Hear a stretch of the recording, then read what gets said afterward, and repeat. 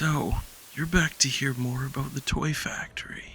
I guess I have a little bit of time to tell you some more of the story, but let me warn you, this time it's gonna get a little more interesting. And by interesting, I mean dangerous. Don't worry though, Jared will be fine.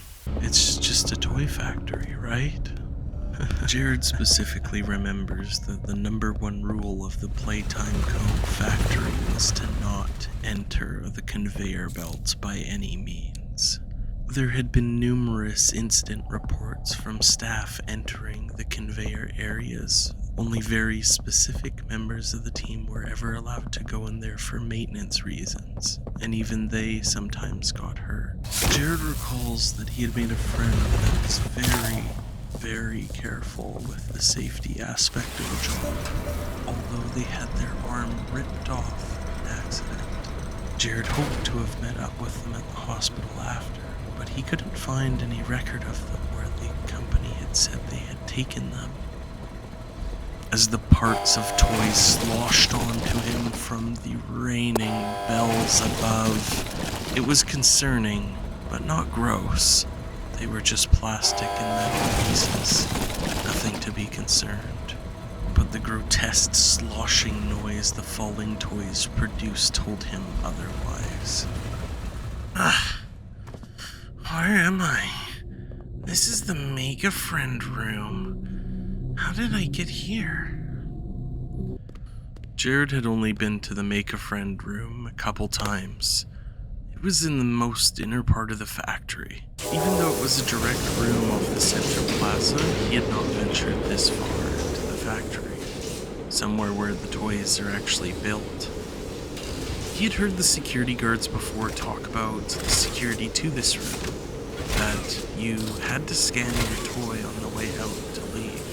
He thought it was a redundant and useless security feature, although he was happy right now that he knew how to use it. He waited and decided to read over the Make a Friend plaque while he watched his toy being made.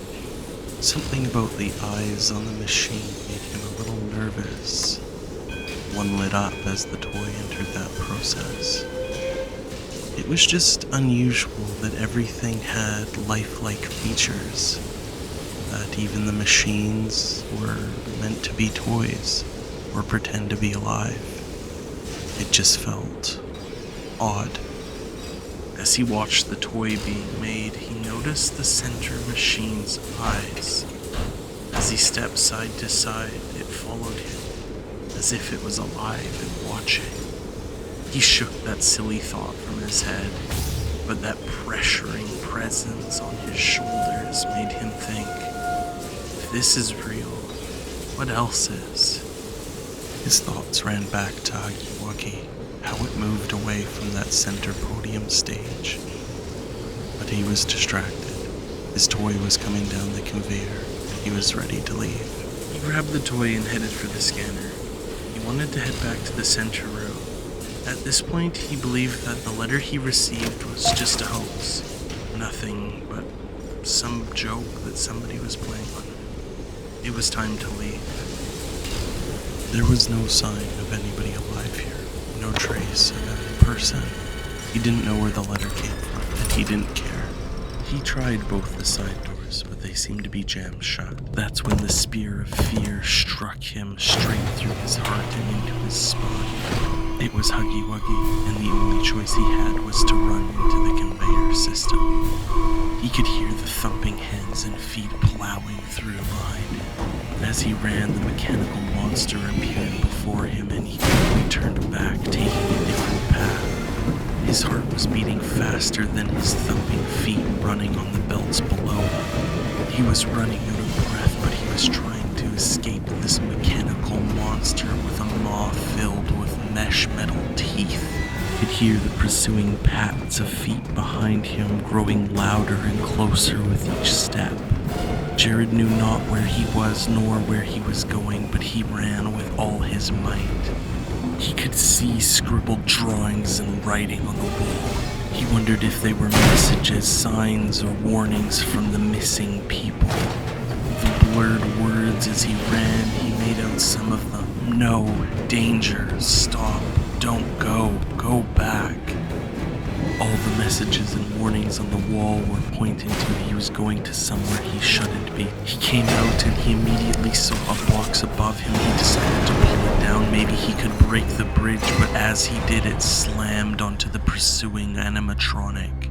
He watched the body flip over the edge, its head smashing onto the catwalks below, thudding all the way down, but he did not hear a final slam onto the ground.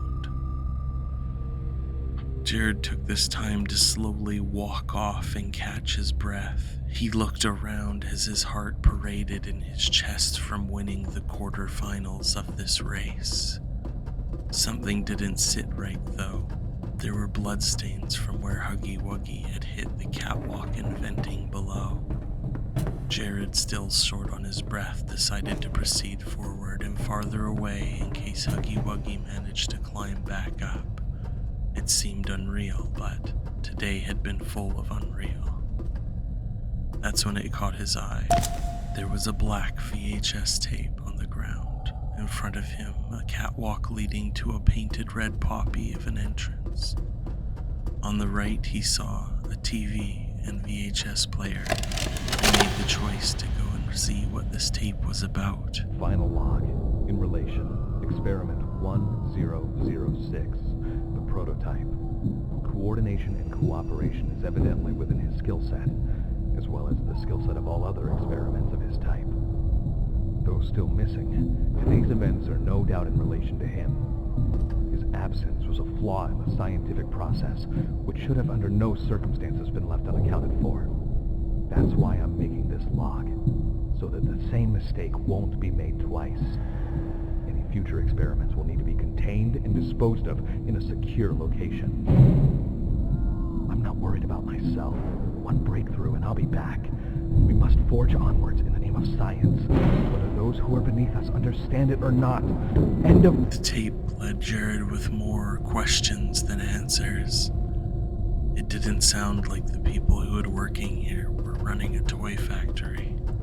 There was something more going on. As he approached this red poppy, he saw more of the written signs he had seen before, but they did not deter him.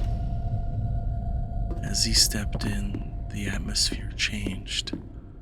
There was wallpaper, floral design on either side.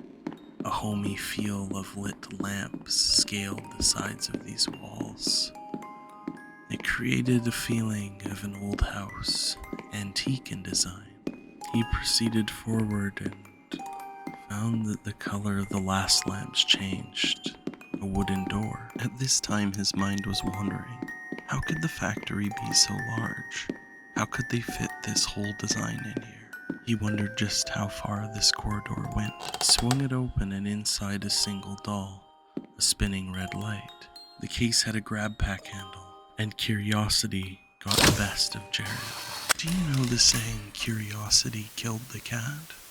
I wonder if it applies to you humans. I'm sure Jared will be fine though. Only one animatronic has tried to kill him so far. It won't get more dangerous, right? Thanks for watching the Poppy Playtime story series. Don't forget to drop us a like and subscribe to the channel if you want to hear more stories. We also do some fun co-op playthroughs and help videos in various horror games. More importantly than anything though, thank you for watching, and I'll see you next time.